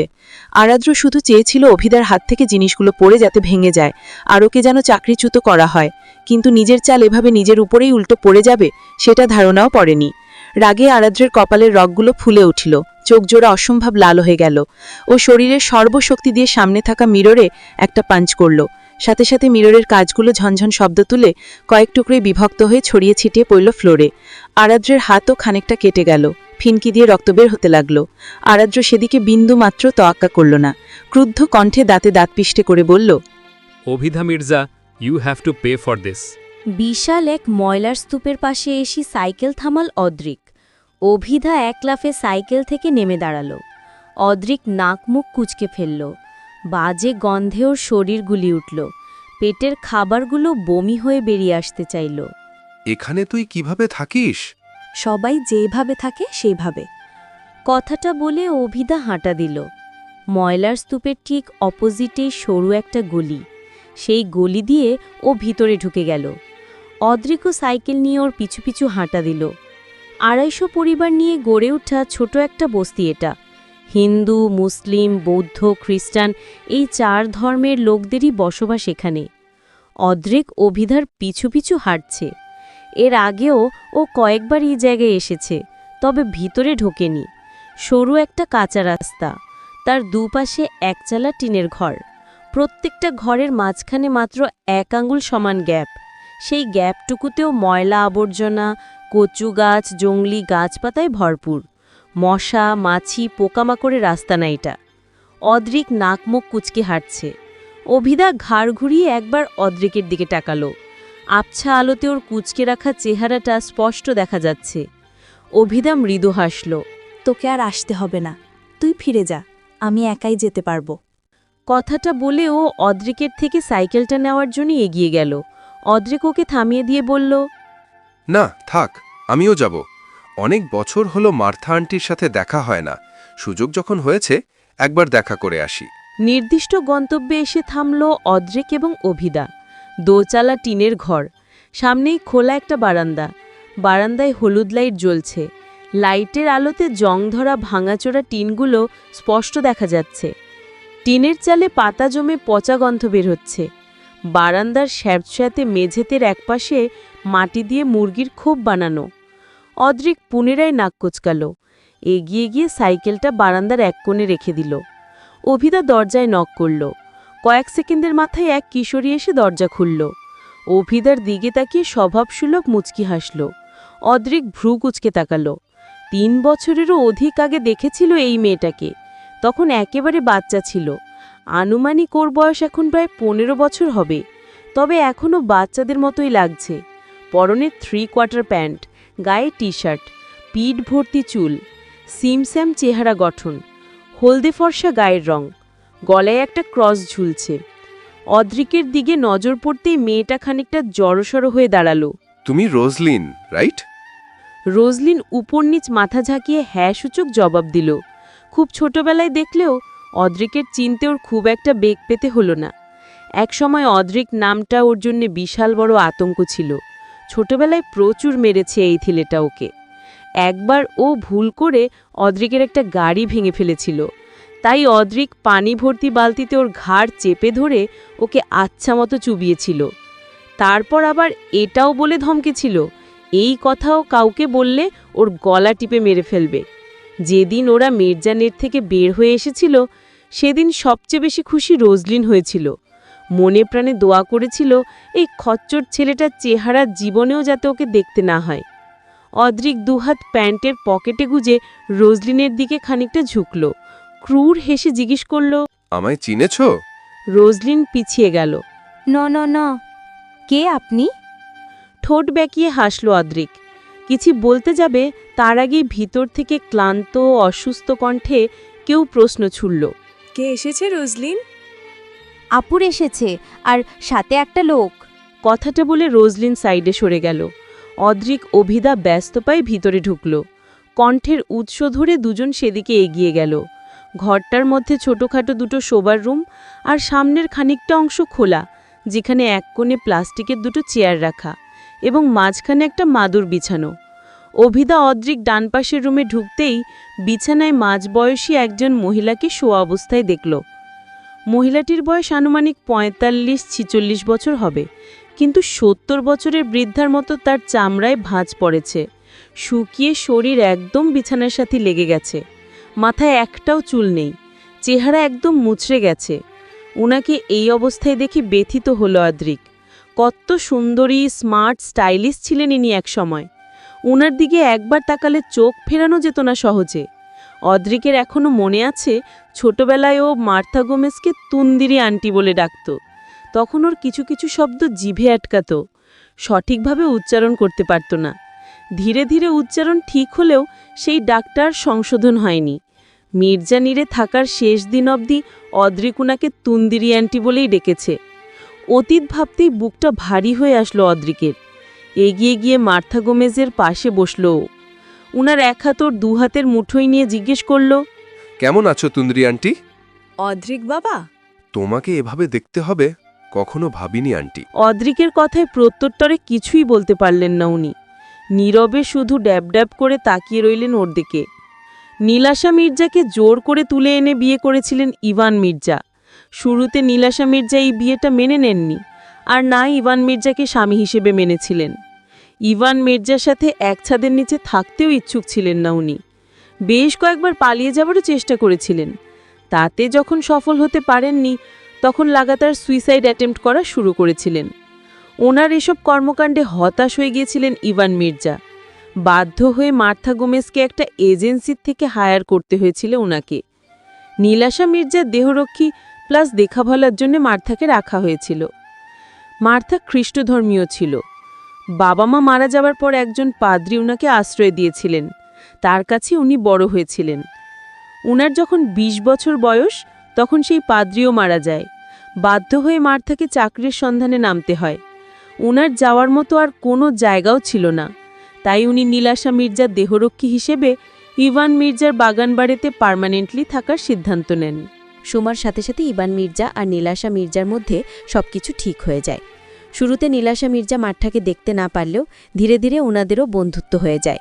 ওনাদের বিয়ের বয়স যখন 1.5 বছর, তখন আরাধ্রর জন্ম হয়। নীলাশা মির্জা তখন খুব একটা ম্যাচুয়ার ছিলেন না, বাচ্চা কাচ্চা সামলানোর কিছুই বুঝতেন না তখন।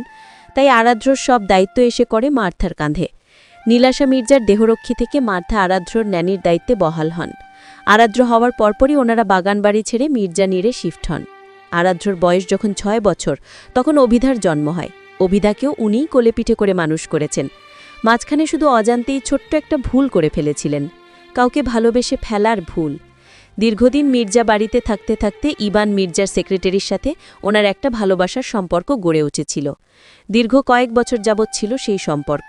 আবেগের বশে আরও একটা ভুল করেছিলেন মার্থা। বয়সের ঝোঁকে লোকটার সাথে ওনার ফিজিক্যাল সম্পর্কও হয়েছিল। বিয়ে করার প্রতিশ্রুতিও দিয়েছিলেন তিনি, আর উনিও সেই মিথ্যে প্রতিশ্রুতিকে বিশ্বাস করেছিলেন। কিন্তু ওনার কনজিভের খবর শুনে লোকটা হঠাৎই বেঁকে বসলেন। অজুহাত দিয়ে বলেছিলেন অন্য ধর্মের একটা মেয়েকে ওনার বাড়ির লোকেরা কখনোই মেনে নিবে না। মার্থা বলেছিলেন বাচ্চাটা আর ভালোবাসার মানুষের জন্যে উনি নিজের ধর্ম ত্যাগ করতেও রাজি আছেন। কিন্তু লোকটা ওনার দায়িত্ব নিতে রাজি হয়নি। ইভান মির্জা নীলাশা মির্জা অবধি ব্যাপারটা জানাজানি হওয়ার পর তিনি চাকরি ছেড়ে পালিয়ে যান। মার্থা পুরোপুরিভাবে ভেঙে পড়ে। ইভান মির্জাও তখন মারাত্মক ক্ষেপে গিয়েছিলেন। সেই সময় চেয়েছিলেন লোকটাকে খুঁজে বের করে খুন করতে, কিন্তু মার্থা রিকোয়েস্ট করেছিল তাকে যেন কিছু করা না হয়। যাকে এতটা ভালোবাসতেন, চোখের সামনে তার মৃত্যু দেখাটা ওনার পক্ষে সম্ভব ছিল না। মার্থার প্রেগন্যান্সির বয়স তখন 3 মাস। সবাই বলেছিল বাচ্চাটা নষ্ট করে দিতে, সবকিছু নতুনভাবে শুরু করতে, কিন্তু উনি সেটা করতে পারেননি। বাচ্চার হত্যা করে নিজের জীবন গোছানো ওনার পক্ষে সম্ভব হয়নি। তাছাড়া ওনার প্রথম আর শেষ ভালোবাসার চিহ্ন হিসেবে উনি আজীবন রোজলিনকে আগলে রেখেছেন। আজও অপেক্ষা করে আছেন প্রিয় মানুষটির ফেরার। উনি জানেন সে আর কখনো ফিরবে না, তবুও অবুঝ মনটা বুঝতে চায় না। বারংবার বলে সে আসবে, মৃত্যুর আগে একটাবারের জন্যে হলেও তার দেখা মিলবে। এরকম মরণব্যাধি শরীরে বাসা বাঁধার পরেও সেই আশাই বোধহয় আজও নিঃশ্বাস চলছে ওনার। রোজলিনের জন্ম এবং বড় হওয়া মির্জা বাড়িতেই। নীলাশা মির্জার মৃত্যুর পর আরাধ্র অভিধার সম্পূর্ণ দায়িত্ব এসে পড়ে মার্থার কাঁধে।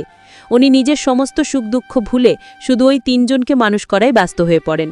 ভেবেছিলেন ওদেরকে আঁকড়ে ধরেই বাকিটা জীবন বেঁধে থাকবেন, কিন্তু ভাগ্য তাতেও সায় দেয়নি। বছর 3 আগে ওনার ক্যান্সার ধরা পড়ে। ছাড়তে হয় মির্জানির, সাথে অভিধা আর আরাধ্রকেও। পার্মানেন্ট ঠিকানা হয় হসপিটাল। উন্নত চিকিৎসার জন্য ইভান মির্জা রোজলিনকে সহ ওনাকে সিঙ্গাপুরে পাঠিয়ে দেন। তখন রোজলিনের বয়স মাত্র 12 বছর, অভিধার 15 বছর আর আরাধ্রের বয়স 21 বছর। ওনার চলে যাওয়ায় আরাধ্রর খুব একটা আসে যায়নি, তবে অভিধা পুরোপুরিভাবে ভেঙে পড়েছিল। আগের থেকে আরও জেদি আর বেপরোয়া হয়ে গিয়েছিল। ওর বাবার প্রতি ওর রাগ ঘৃণার পরিমাণটাও বেড়েছিল। দীর্ঘ 2.5 বছর ট্রিটমেন্ট করানোর পর 6 মাস আগেই মার্থা দেশে ফিরেছেন। এত বছর ওনার সমস্ত ট্রিটমেন্টের খরচ ইভান মির্জা দিয়েছেন। ওনার মেয়ের লেখাপড়া, ওনাদের থাকা খাওয়ার যাবতীয় খরচ সবকিছু ইভান মির্জা বহন করেছে।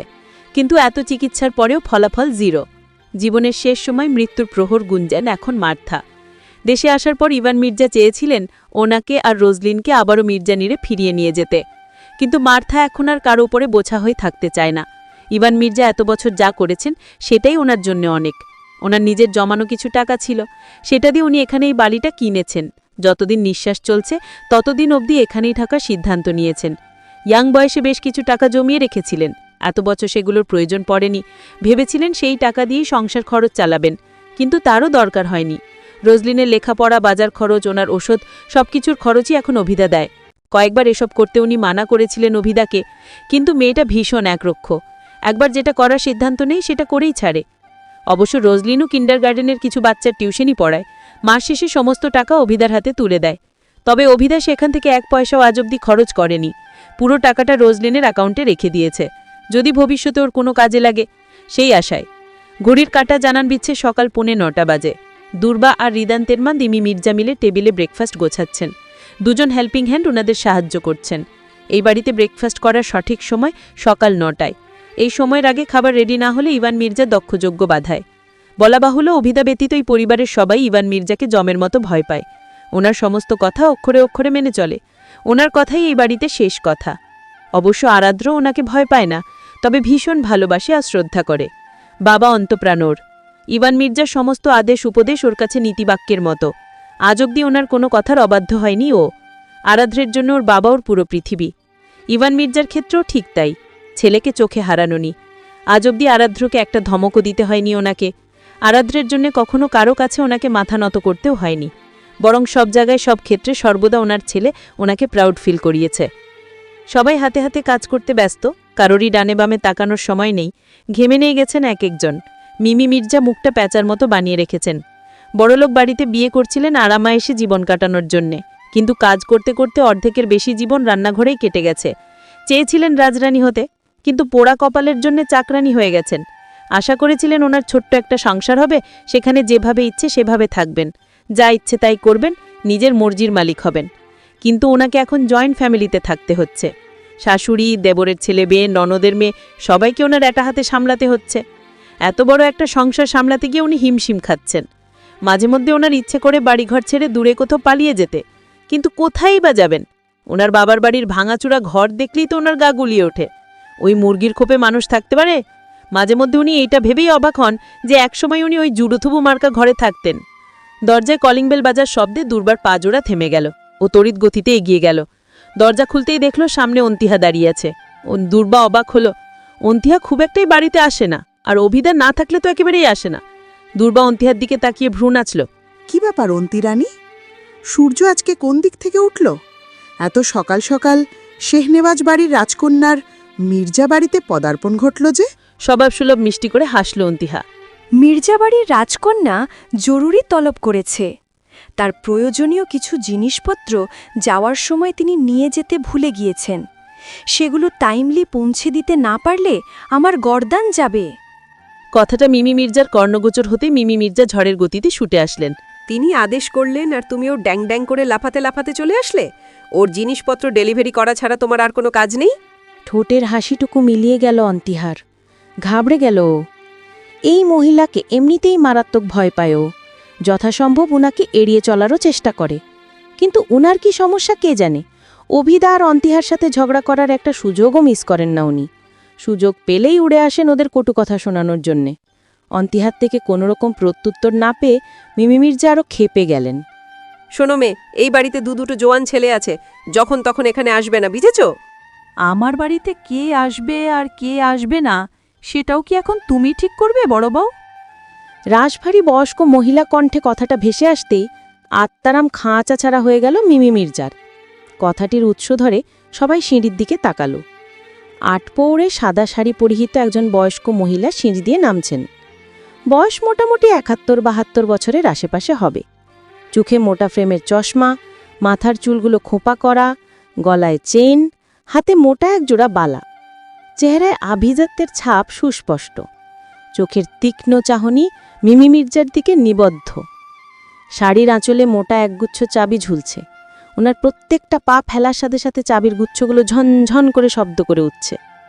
মিমি মির্জা শুকনো ঢোক গিললেন। যেখানে বাঘের ভয়, সেখানেই কেন ওনার জন্যে সবসময় সন্দেহ হয়? ভদ্রমহিলা এগিয়ে এসে মিমি মির্জার মুখোমুখি দাঁড়ালেন। আমার নাতননির রে কি কইছো? আবার একটু কও দেহি। মিমি মির্জা দৃষ্টি নত করে নিলেন। এখন মুখ খুললেই ঘোর বিপদ। শোনো বড় বউ, হইতে পারে ফারহান আমার পেটের পোলা না, কিন্তু আমি হেরে নিজের সন্তানের মতো কোলে বিড়ে কইরা মানুষ করছি। এই বাড়িতে তোমার স্বামীর, তোমার পোলা মায়ের যতটুকু অধিকার, আমার ফারহানের আর তার পোলা মায়াগুরু ততটাই অধিকার। তাই আজকে আমার অন্তি দিদি ভাইরে যা কইছো, ভবিষ্যতে আর কখনো যদি এসব কথা মুখে আনো, তাইলে তোমারে ফিক্কা তোমার বাপের বাড়িতে ফালায় রেখে আসমু। সরি মা, ভুল হয়েছে, এরকম আর হবে না। আমারে সরি বলানের দরকার নেই। আমার দিদি ভাইয়ের মোড়ে তুমি কষ্ট দিছো, তারে সরি কও। রাগে সারা শরীরে দাউ দাউ করে আগুন জ্বলতে লাগলো মিমি মির্জার। একটা রাস্তার মেয়ের কাছে এখন কিনা ওনাকে ক্ষমা চাইতে হবে? অসম্ভব। উনি চোখ মুখ শক্ত করে দাঁড়িয়ে রইলেন। সিতারা ভানু পুনরায় ধমকে উঠলেন। কি কইছি? কথা কানে যায় নাই? মাপ চাওয়ার কাছে। এতক্ষণে অন্তিহা মুখ খুলল। এসবের দরকার নেই দিদুন। চাচিমণিকে আমার কাছে ক্ষমা চাইতে হবে না। আমি এমনিই কিছু মনে করিনি। মিমি মির্জা খেয়ে ফেলা লুক নিয়ে অন্তিহার দিকে তাকালেন। আচ্ছা দিদুন, তোমার সাথে পরে একদিন এসে আড্ডা দিব। আপাতত যেই কাজ করতে এসেছি সেটা করি, না হলে তোমার নাতনি আমাকে কচুকাটা করবে। কথাটা বলে অন্তিহা কাউকে কিছু বলার সুযোগ না দিয়েই দৌড়ে ওপরে চলে গেল। ও চলে যেতেই সীতারা ভানু বলে উঠলেন, তোমারে স্পষ্ট করে একখান কথা কই বড় বউ, মন দিয়া শোনো। সীতারা ভানুর নাতনিগো কটু কথা কওয়া মানে সীতারা ভানুর কলিজায় আঘাত করা।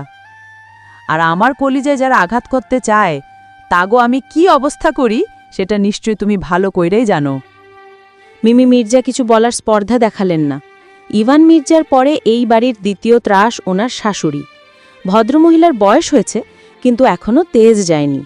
এই বয়সে উনি কাউকে বাজখাই গলায় ধমক দিলে অটোমেটিক তার কাঁপুনি উঠে যায়।